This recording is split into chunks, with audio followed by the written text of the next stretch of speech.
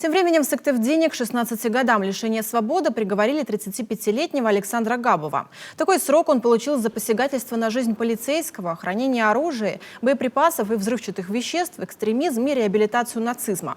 21 ноября прошлого года его из-за семейного скандала доставили в дежурную часть сыктывдинской полиции. При досмотре вещей мужчины в здании ОМВД у него сначала обнаружили штык-нож. Затем он выхватил пистолет ТТ, перезадернул затвор и попытался выстрелить в оперативного дежурного. Благо, выстрел не последовал. Габов извлек пистолет из наплечной сумочки и пытался произвести выстрел, о чем говорят его действия. А именно, он передернул затвор в крайнее заднее положение и дослал его рукой в крайнее переднее положение.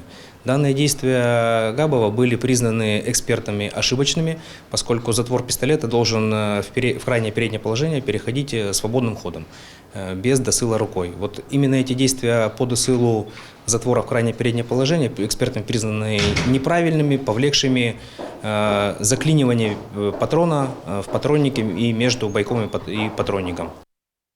Вооруженного мужчину тут же скрутили. При задержании Александр Габов оскорблял полицейских, а одного даже пнул ногой. В его квартире во время обыска нашли еще несколько десятков самодельных патронов для пистолета ТТ и 163 грамма охотничьего пороха.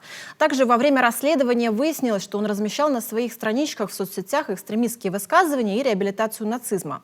5 лет из назначенного наказания ранее судимый фигурант должен провести в тюрьме, а остальной срок в колонии строгого режима. Кроме того, ему на 2,5 года запретили заниматься администрированием интернет-сайтов, а также оштрафовали на 370 тысяч рублей. Приговор еще не вступил в законную силу.